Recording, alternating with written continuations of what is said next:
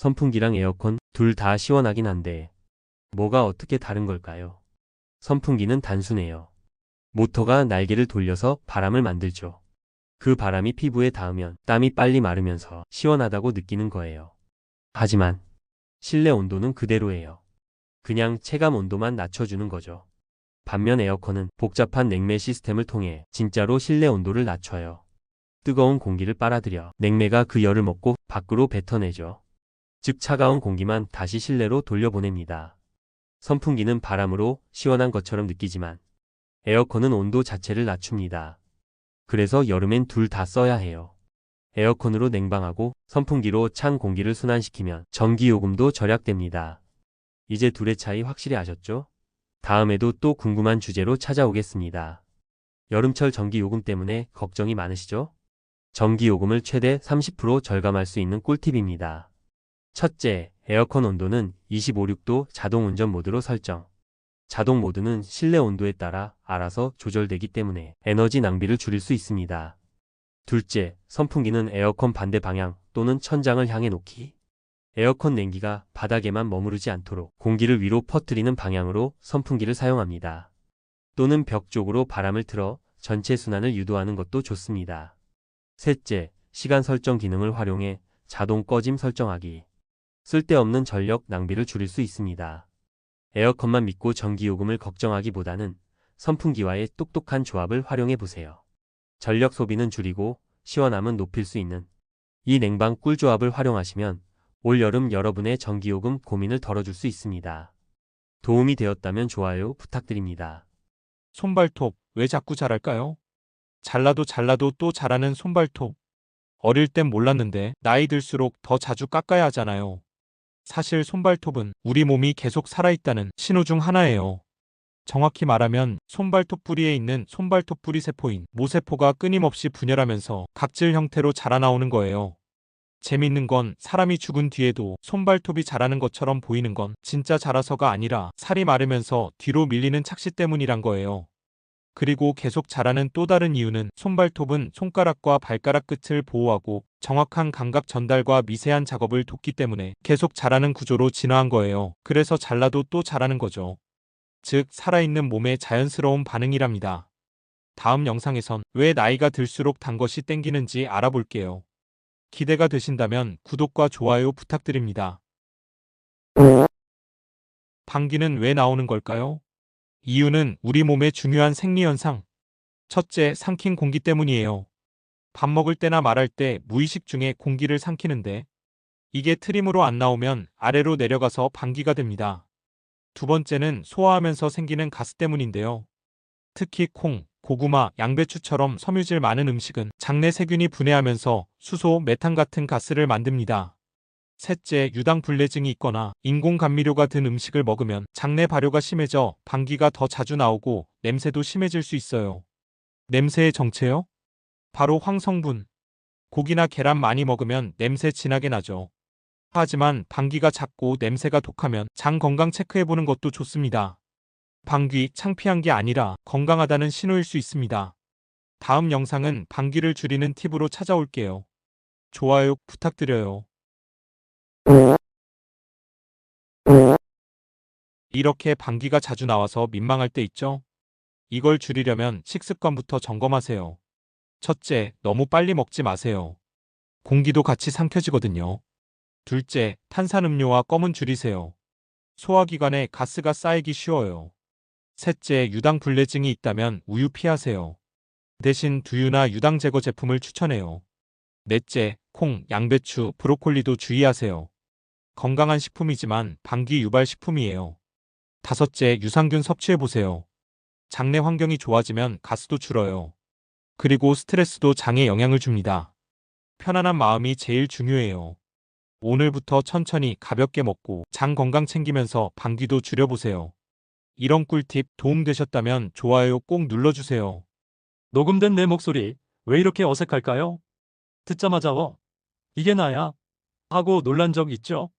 그 이유는 바로 우리가 듣는 내 목소리와 다른 사람의 목소리가 다르게 전달되기 때문입니다. 우리는 평소에 입에서 나오는 공기 소리와 함께 몸 안을 통해 울려 퍼지는 소리도 같이 듣고 있어요. 이걸 뼈전도라고 합니다.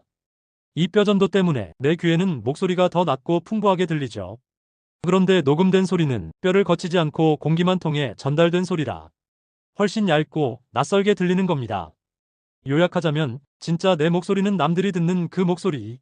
그리고 우리가 듣는 건 뼈를 타고 울리는 내 전용 버전일 뿐이에요. 그래도 걱정 마세요. 그 낯선 목소리조차도 다른 사람에겐 충분히 매력적일 수 있으니까요. 오늘도 당신의 목소리를 당신보다 더 좋아하는 누군가가 있을지도 모릅니다. 다음에도 궁금한 이야기로 찾아오겠습니다. 구독과 좋아요 부탁드립니다. 눈은 왜 두 개일까요? 그 이유는 바로 입체감과 거리감 때문입니다. 양쪽 눈은 아주 살짝 다른 각도에서 세상을 보기 때문에 우리 뇌는 두 개의 영상을 합쳐 사물을 입체적으로 인식할 수 있게 만들어요. 이걸 양안시차 혹은 입체시라고 부릅니다. 덕분에 우리는 공이 날아오는 속도나 계단의 깊이, 사람과의 거리 등을 정확하게 판단할 수 있는 거죠. 만약 눈이 하나뿐이라면 세상은 평면처럼 보이고 거리감 없는 그림처럼 느껴질 수 있습니다. 그리고 또 하나, 눈이 두 개인 덕분에 한쪽 눈에 문제가 생겨도 다른 쪽 눈으로 어느 정도 보완할 수 있어요. 눈이 두 개인 건 진화가 만든 생존을 위한 선물입니다. 두 눈으로 세상을 입체적으로 본다는 것. 그 자체가 정말 놀라운 일이죠. 다음에도 궁금한 이야기로 또 만나요. 궁금증이 해소되었다면 좋아요 부탁드립니다. 자다가 기이한 꿈을 꾼 적 있죠? 이게 다 이유가 있습니다. 사람은 하루 평균 2시간 정도 꿈을 꿔요. 특히 렘 수면 중에 많이 나타나죠. 이때 뇌는 마치 깨어있을 때처럼 활발하게 움직입니다. 그럼 왜 굳이 꿈을 꿀까요? 첫 번째, 기억 정리. 뇌는 낮 동안 받은 정보 중 중요하거나 감정적으로 강한 것만 걸러서 정리해요. 이 과정이 꿈으로 나타나기도 합니다. 두 번째, 감정 회복. 스트레스 받았던 일, 슬픈 기억, 꿈을 통해 간접적으로 다시 체험하면서 감정의 균형을 맞춰줍니다. 세 번째, 문제 해결. 현실에서 해결 못한 고민이 꿈속에서 의외로 풀리기도 하죠. 천재 과학자들도 꿈에서 아이디어를 얻은 경우가 많아요.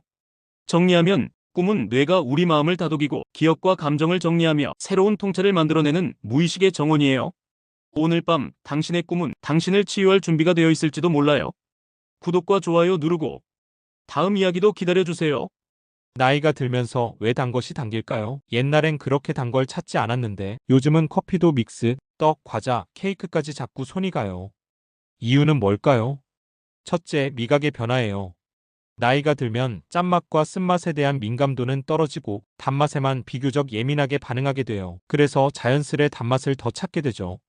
둘째, 뇌의 보상회로 문제. 나이 들수록 뇌에서 도파민 분비가 줄어들고 스트레스나 우울감을 달래기 위해 단 음식으로 빠른 만족감을 찾는 경향이 생겨요. 셋째, 에너지 부족.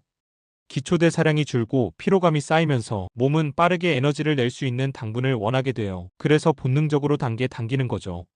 하지만 주의하세요. 단 음식 과잉 섭취는 당뇨, 체중 증가, 염증 반응을 부를 수 있으니 적당히 즐기시는 게 좋아요. 다음엔 나이가 들수록 왜 손이 떨리는지 그 궁금증도 풀어드릴게요. 구독과 좋아요 부탁드려요. 나이 들수록 손이 자꾸 떨리는 이유 궁금하셨죠? 글씨를 쓸 때나 컵을 들 때 괜히 손이 덜덜덜 떨리는 경우가 있죠. 혹시 이거 파킨슨병일까? 물론 걱정할 수도 있지만 대부분은 정상적인 생리적 떨림이에요. 사람은 누구나 손이 미세하게 떨리는데 노화로 인해 근육과 신경의 조절력이 떨어지면서 떨림이 더 눈에 띄게 되는 거예요. 특히 긴장하거나 피곤할 때, 카페인을 너무 많이 마신 날, 이럴 땐 떨림이 더 심해지기도 하죠. 하지만 이런 떨림이 한쪽 손에만 나타난다거나 가만히 있을 때도 계속되고 걷는 자세까지 이상하다면 전문 진료가 필요할 수도 있어요. 결론, 손떨림 무조건 병은 아니고 노화로 인한 흔한 변화일 수 있다는 거예요. 다음 영상에선 남녀노소 누구나 무릎에서 뚝뚝 소리나는 이유를 알려드릴게요. 이 영상 도움이 되셨다면 구독과 좋아요 부탁드려요. 무릎에서 가끔 뚝뚝 소리가 나면 무릎에 문제가 있는 걸까 걱정되시죠? 계단 오를 때, 쪼그려 앉을 때 갑자기 무릎에서 소리가 날 때 있습니다. 이거 관절에 이상 생긴 걸까요? 소리만 난다면 대부분은 정상이에요. 우리 무릎에는 윤활액이 들어있는데 이 안에 가스방울이 생겼다가 빠르게 움직이면서 터지면 뚝 하고 소리가 나요. 이건 거품 터지는 소리 같은 거예요. 또 하나는 무릎뼈 주변의 인대나 힘줄이 움직일 때 뼈에 걸렸다 빠질 때 나는 소리일 수도 있어요. 하지만 소리와 함께 통증이 있다면 연골 손상이나 관절염 초기일 수 있습니다. 결론은 소리만 난다면 대부분 정상입니다. 하지만 소리와 함께 통증이 있다면 꼭 병원 가셔서 체크 받아보세요. 계속해서 건강 꿀팁 궁금하시다고요? 구독자 100명이 될 수 있게 구독 부탁드립니다.